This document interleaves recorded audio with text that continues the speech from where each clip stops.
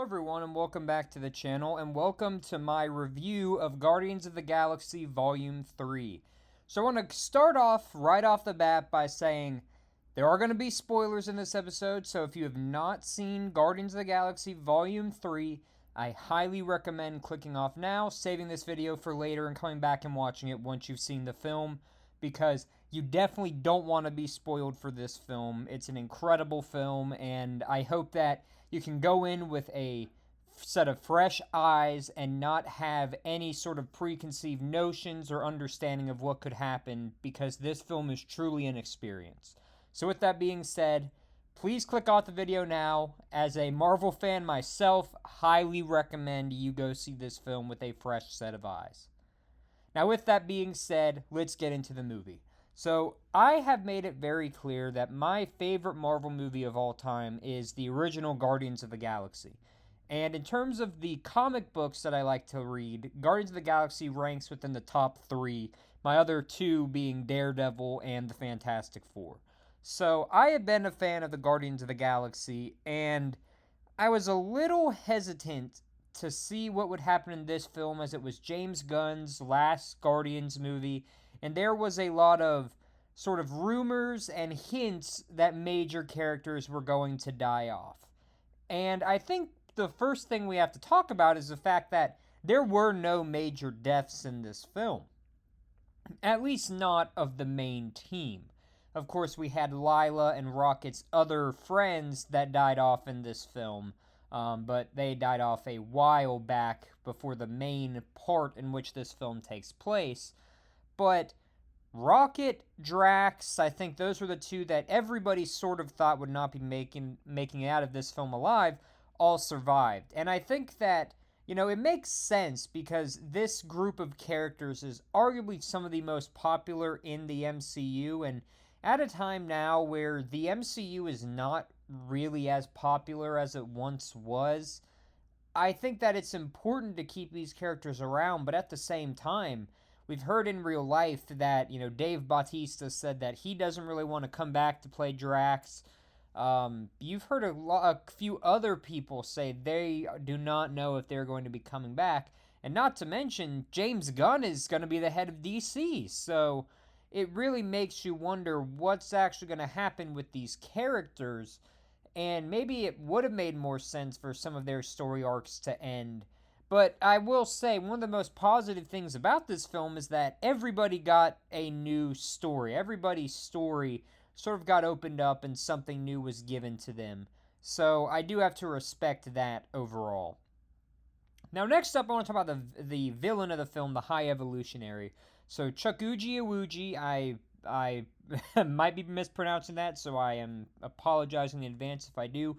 I thought he gave a fantastic performance. Now, I will say that I've heard a lot of people found the animal aspect of this film to be very disturbing, and I do understand that, because there is some disturbing stuff in this film, but I just want to say, just overall, the High Evolutionary, just as a villain, is very effective. I know that there are some people who say his character wasn't fleshed out enough, and while I do agree with that, I think you have to look at some of the other Marvel villains we've had, and when you do stop and take a look at some of the other villains we've had, he's a lot more fleshed out. You actually hate this villain, where there are a lot of other villains that we've seen as of late, like Gore the God Butcher, for example, where you don't really hate him, you're just sort of like, oh, he's the villain.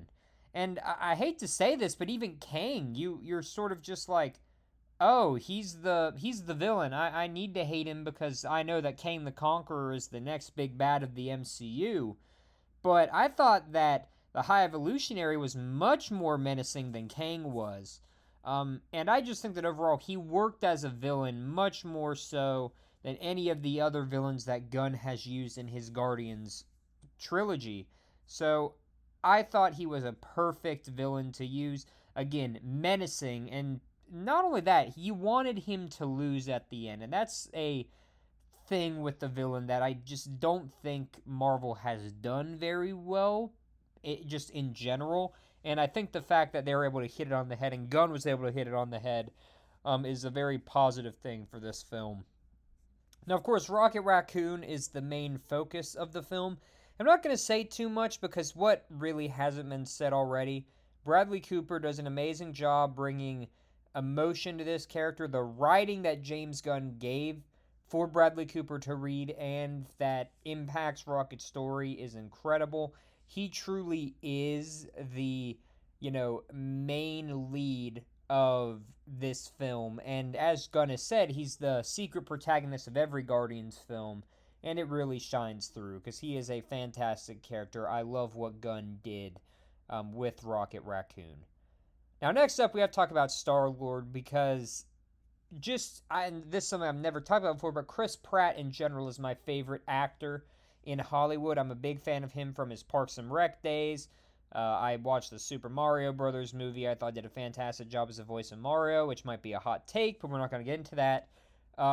This is arguably his best performance as Peter Quill, and I thought that he's done a very good job with the character overall. This might be his best performance, and I want to go ahead and say that, I know we'll talk about the post-credit scene here in a minute, but I think there's a chance we'll be seeing a lot more of Chris Pratt, and I'll get into that here in a minute. But overall, again, I think that Rocket and StarLord are the two real stars of this movie. Now, I'm not saying that none of the other Guardians, gave great performances. This is arguably Bautista's best performance as Drax. Gillen always does a fantastic job as Nebula. Palm Clementieff as Mantis works phenomenally. And I mean, of course, Groot is Groot. Vin Diesel voicing Groot is always a pleasure. And also characters like Kraglin and Cosmo got to shine. While they're typically not the main focus of anything, and this is Cosmo's first real time being a star in the Guardians movie, as if you paid close attention to the first movie, she is in the first movie. Rocket actually growls at her in the first movie while they're in the Collector's Vault on Nowhere. But they really get their time to shine. Everybody gets their time to shine. Gamora was a little bit odd, as you could imagine, because this is a different version of Gamora. And I think that some people are probably going to be upset that her story really didn't get a satisfying close with Peter Quill. But you do have to realize that this has in real life implications, as Zoe Saldana is done playing the character. She is easily the one Guardian character that I think we can all say we're never going to see her again. At least not her version of Gamora. I wouldn't be surprised if they recast her. But I think it'd be a very hard role to recast because I think that Saldana just sort of embodies everything that Gamora is. And I will also say this, Adam Warlock, I like Will Poulter, and I actually liked his portrayal of Adam Warlock. I think he'll be a big part of the MCU moving forward, so if you were a little disappointed by how he was portrayed, I wouldn't worry too much about it, because I think we're going to see a lot more of him moving forward. Now, the post-credit scene, the first one, of course, is the newly formed Guardians of the Galaxy team, led by Rocket Raccoon and Alpha Groot from the comics, along with Kraglin, Cosmo, Adam Warlock, Blurb, I believe his name is. If I am mispronouncing that, I am sorry. And a character who we believe could become a Quasar, but I'm not going to really get into speculation on that, but I have read that that character could become Quasar.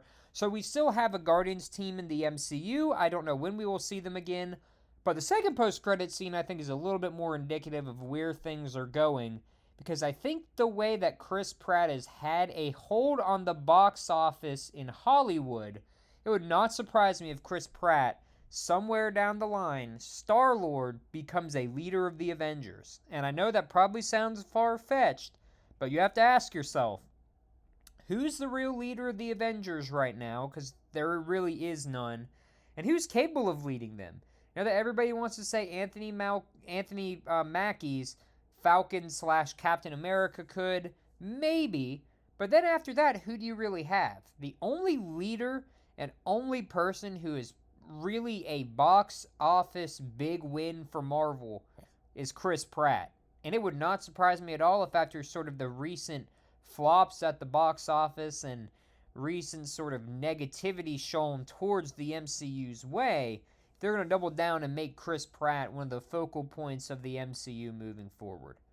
So with that being said, overall, I'm going to give Guardians of the Galaxy Volume 3 a score of 9 out of 10. I thought this was the perfect send-off to the Guardians, and I'm excited to see what happens next in the MCU. And speaking of which, tune in next Wednesday when I talk about the official announcement of rebooted MCU Phases 4 through 6. Thank you all so much for watching. I hope you all go and check out Guardians of the Galaxy Volume 3, and leave in the comments what you think about the movie, because I'm sure you'll love it. Thank you all for watching. Make sure to like, comment, and subscribe, and I'll be seeing you all on Wednesday. Take care.